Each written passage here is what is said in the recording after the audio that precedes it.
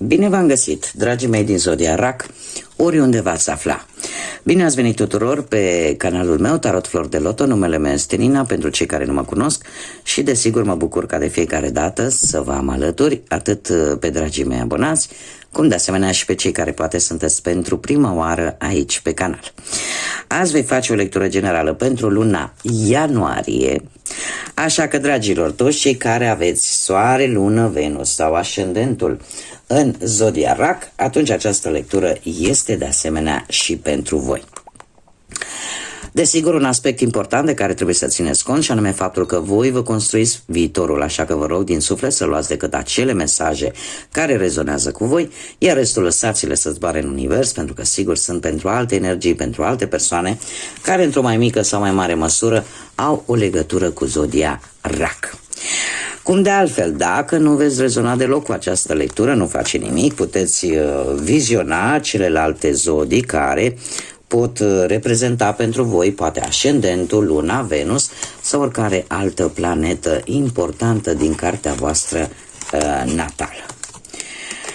Și așa cum v-am obișnuit, dragii mei abonați știu deja, la fiecare început de lună scoatem câte o carte din acest minunat oracol al frunzelor de ceai pentru fiecare săptămână a lunii ianuarie în acest caz. Și ce avem? În prima săptămână din ianuarie avem o problemă care se va termina într-un mod foarte pozitiv pentru voi.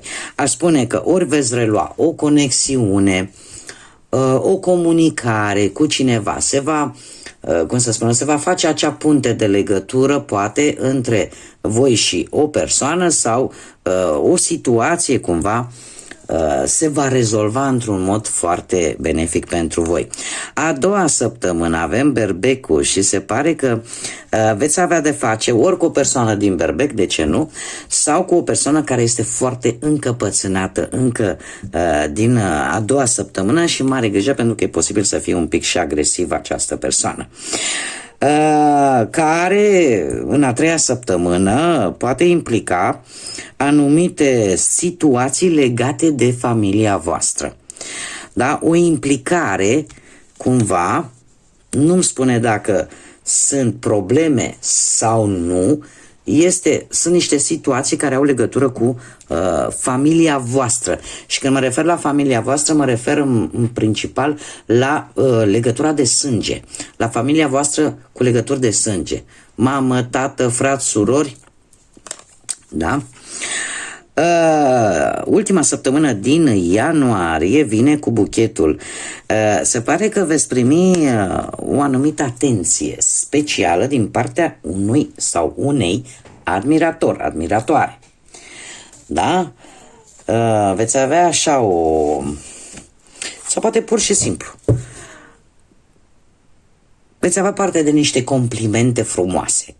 Da? Că poate nu toată lumea are admiratori. Da? Dar veți primi, poate chiar la modul propriu, un buchet de flori sau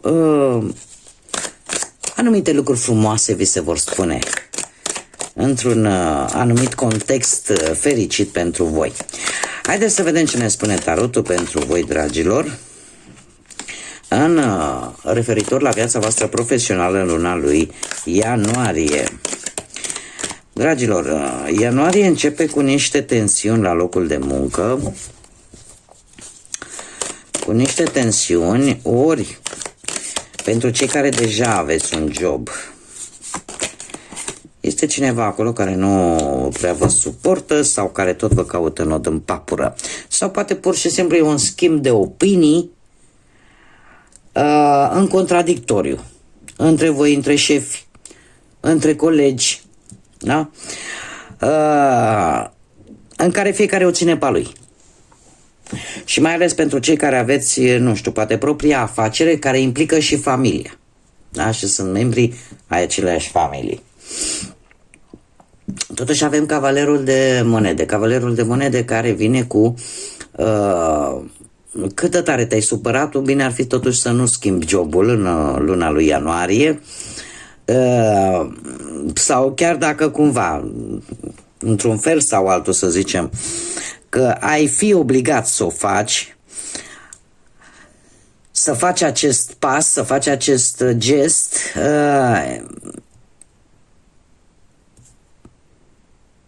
ar fi bine să cauți în locurile unde cunoști foarte bine activitatea, mai ales pentru cei care sunteți în căutarea unui job.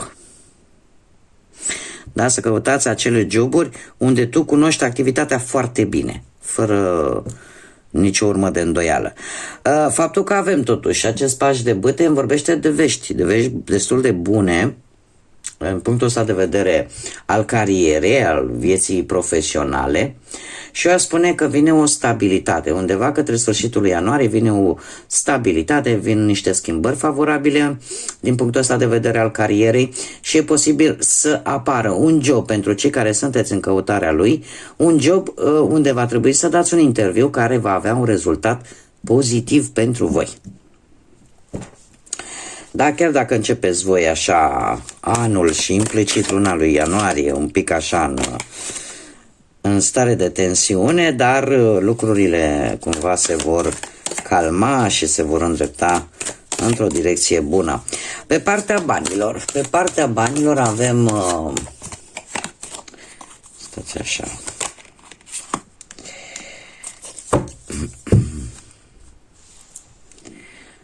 Ceva neprevăzut, legat poate de o anumită sumă de bani, vine o schimbare total neprevăzută, legată de o situație financiară. Dragilor,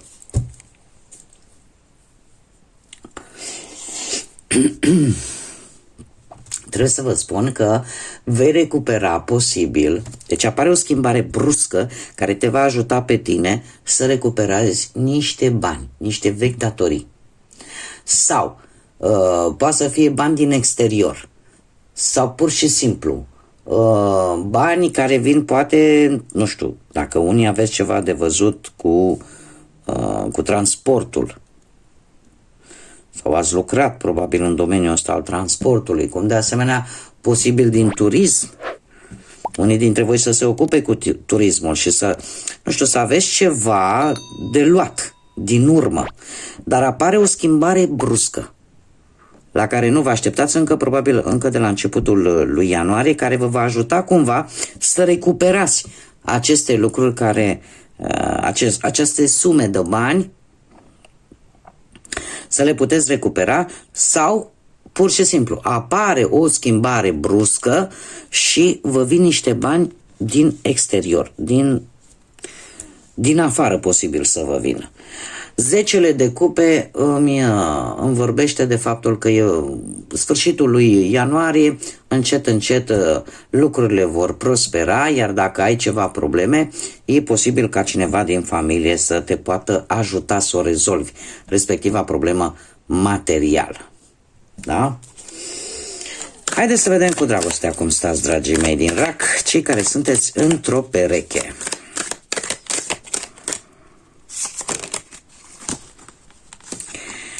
Cei care sunteți într-o pereche, lucrurile se pare că aș spune că merg destul de bine, mai ales pentru unii dintre voi, aș zice că sentimentele cresc, comunicarea este destul de bună, unii chiar puteți face niște planuri în comun, da, în pereche să vă planificați referitor la anumite situații, da? Să le faceți așa cumva împreună. Pajul ăsta de monede îmi spune că e posibil ca relația voastră undeva pe la mijlocul lui ianuarie totuși să intre într-o ușoară monotonie. Ce înseamnă asta? Parcă nu mai vă faceți timp sau perechea voastră nu-și mai face așa mult timp pentru voi. Totuși, sau poate pur și simplu, chiar dacă există, că iubire există, da? Cumva trebuie să dați așa un nou impuls relației. Da? Poate unii dintre voi sunteți chiar de foarte puțină vreme într-o relație, intrați. Da? Atunci cartea asta îmi spune că sunteți pe drumul cel bun. da? Tocmai pentru că sunteți încă la început. Dar faptul că avem aici un rege de cupe care vă poate reprezenta foarte bine și pe voi, da? Pentru că sunteți o zodie de apă, asta îmi spune că vei avea, cum să spun, relația voastră, în relația voastră există sentimente, există emoții care chiar până la sfârșitul lui ianuarie vor fi așa la cote maxime. Și eu aș mai spune că voi veți avea acea capacitate, acea înțelegere de a asculta cu blândețe, așa, cu mai multă răbdare, poate problemele perechii voastre, în așa fel încât să nu apară discuții, să nu apară probleme.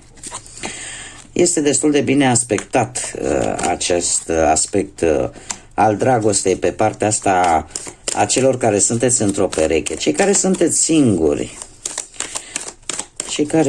singuri, vreți să renunțați la ceva și să nu, pentru că vă simțiți goi, vă simțiți... Dragilor, cred că unii dintre voi care sunteți singuri în acest moment, se pare că lucrul ăsta s-a întâmplat destul de recent și încă sunt lucruri care dor. Încă sunteți în situația în care durerea persistă în interiorul vostru și, uite, vreți să lăsați în urmă, vreți să nu vă mai gândiți, doar că, fiind și o zodie de apă, durerea este cu atât mai profundă.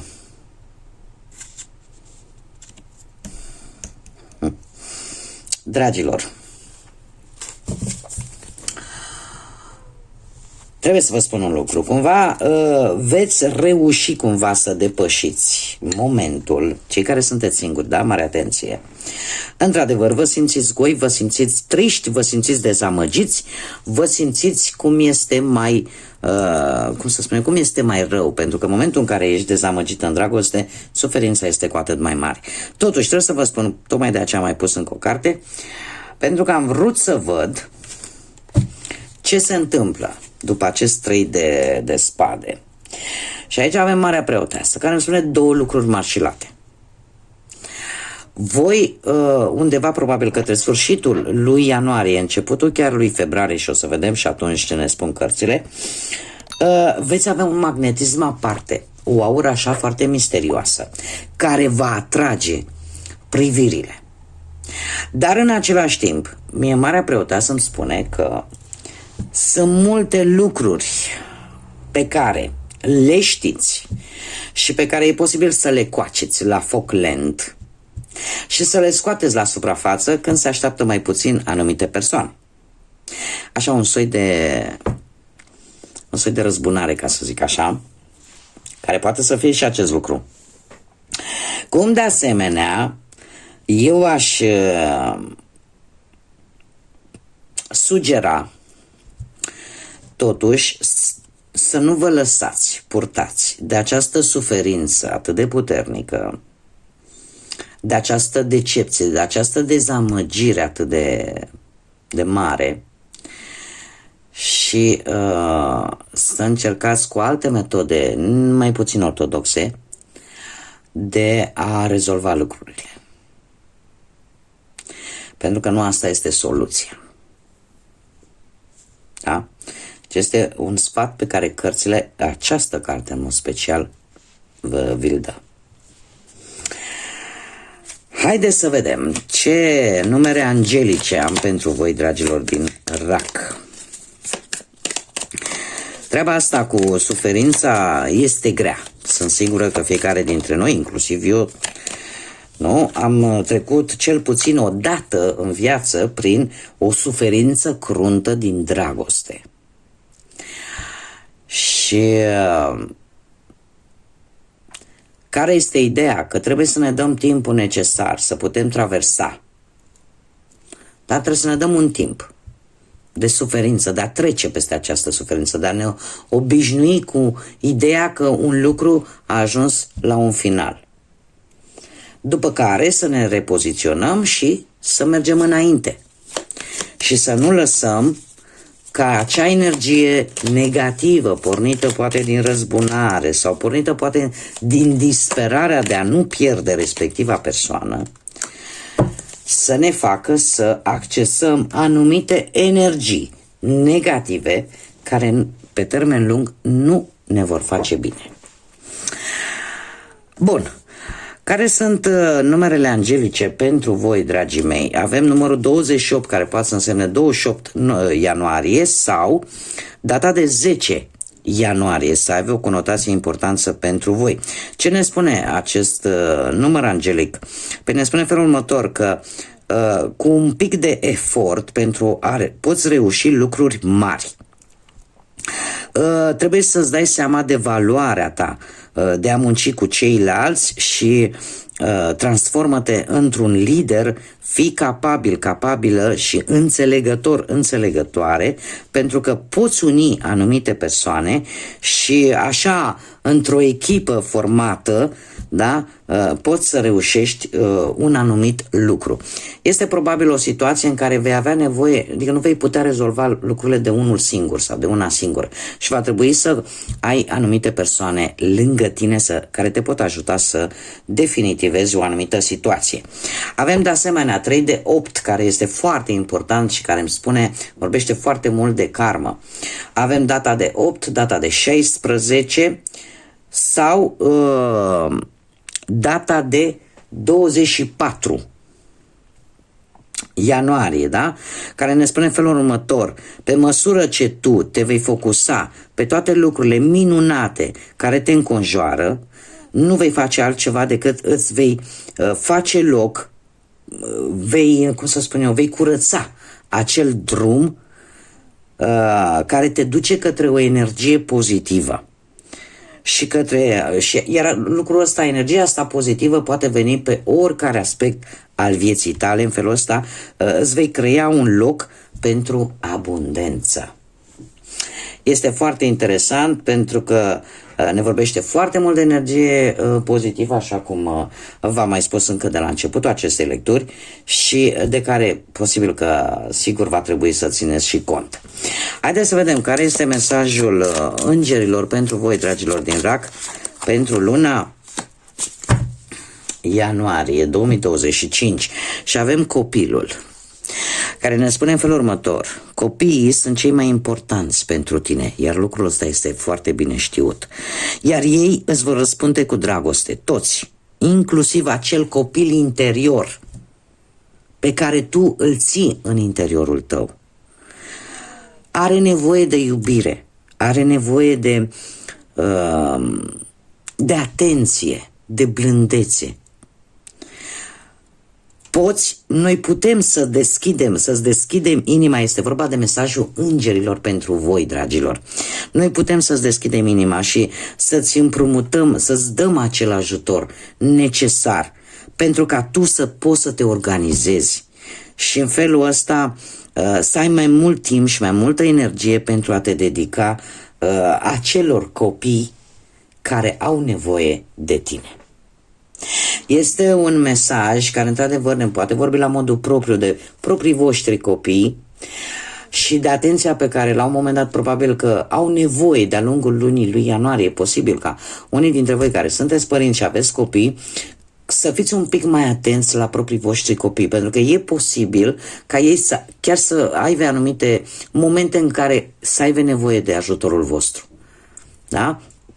Asta ar fi una. Și a doua ar fi acest 3 de spade, această suferință care te macină pe interior și de asemenea îngerii vin și spun că trebuie să fii atent și la acel copil interior al tău, pe care tu îl ții acolo în sufletul tău.